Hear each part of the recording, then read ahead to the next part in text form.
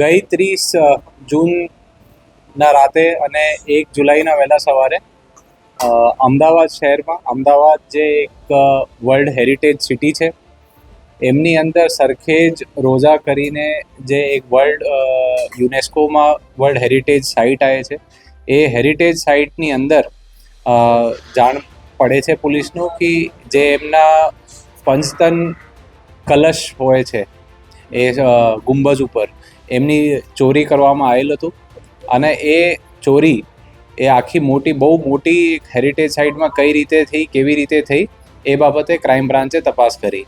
એમાં crime branch દ્વારા જુદા જુદા બાતમીના આધારે તેમજ તકનીકી ઉપકરણો આધારે એમના આરોપીઓનો શોધખોળ કરવામાં આવી અને ગુના ડિટેક્ટ કરવામાં આવ્યો અને આપણે રિકવરી કરવામાં આવી.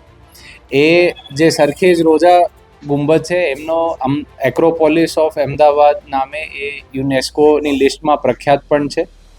એ શોધવા માટે અને એનાલિસિસ કરવા માટે ક્રાઇમ બ્રાન્ચ દ્વારા ડ્રોનોનો પણ ઉપયોગ કરવામાં આવ્યો, કેમ કે આ જે વિસ્તાર છે એ આજુબાજુ કોઈ રહેણાંક વિસ્તાર નથી અને બહુ એક મોટા વિશાળકાય જગ્યા છે.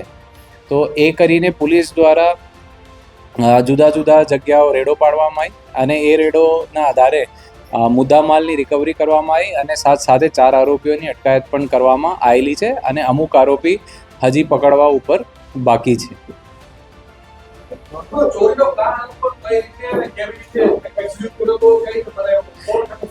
એ જે આપણે ગુંબજના ઉપર કલશ ચોરી થયા હતા એ પંચધાતુનો હોય છે. ચોરોના મનમાં આવ્યું કે આ પંચધાતુની જગ્યા સોનુનો હશે અને એ બહુ કિંમતી જ હશે, કેમ કે એ જે કલશ છે એ લગભગ 150 થી 200 વર્ષ જૂનો છે અને જે આખી હેરિટેજ સાઇટ છે 2017માં હેરિટેજ ડિક્લેર કરવામાં આવેલ હતી.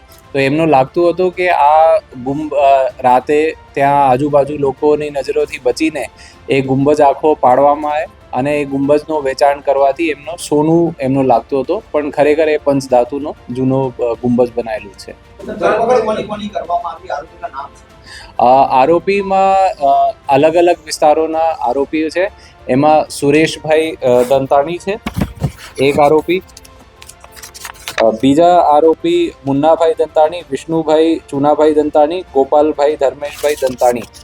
જે પકડવા ઉપર બાકી છે એમાં દિનેશભાઈ, કિશોરભાઈ, જલીબેન અને દસુભાઈ દંતાણી પકડવા ઉપર હજી બાકી છે, જેમની શોધખોળ ક્રાઇમ બ્રાન્ચ કરી રહી છે.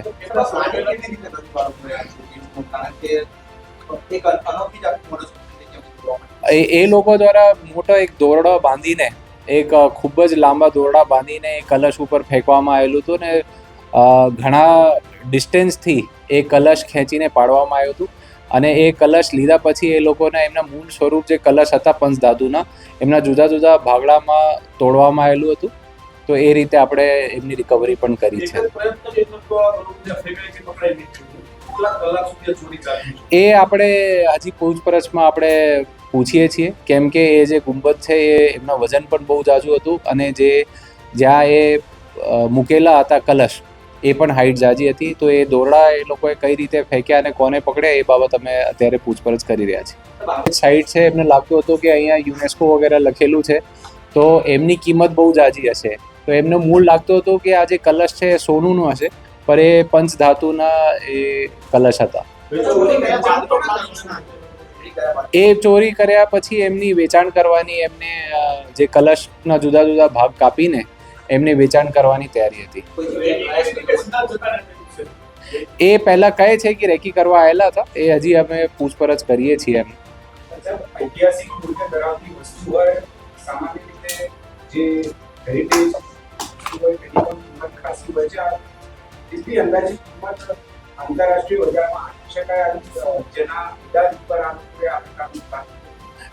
એમનું લાગતું હતું કે સોનુનું હશે, તો એમનું લાગતું હતું કે ભાઈ 150 કિલો જેટલા આમાં સોનું હશે, પણ ખરેખર એ પંચધાતુથી બનેલી કલશ હોય છે અને એ હેરિટેજ સાઇટ છે તો એમની માર્કેટમાં પણ કિંમત એમનું લાગતું હતું કે જાજી હશે.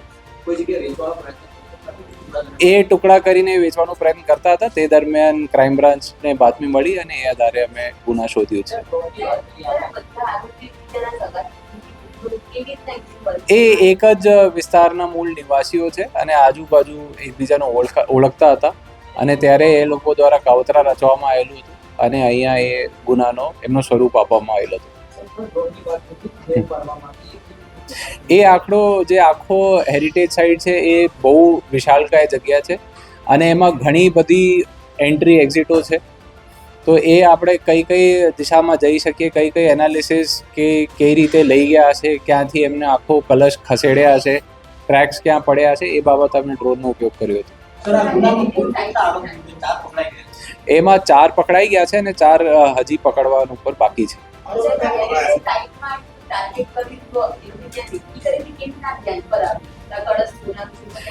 એ પહેલા એમને રેકી કરેલી છે અને કેટલી વખત રેકી કરેલી છે અને કઈ રીતે રેકી કરી છે એ પૂછપરછનો વિષય છે. અત્યારે તપાસ ચાલુ છે. એ અલગ અલગ વિસ્તારોમાંથી આપણે અલગ અલગ જિલ્લાઓના, અમદાવાદ અને આજુબાજુના જિલ્લાઓમાંથી આપણે પકડ્યા છે.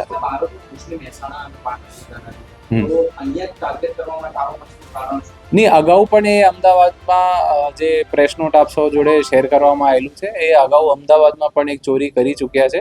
તો એ અમદાવાદના વિસ્તારથી વાકેફ છે.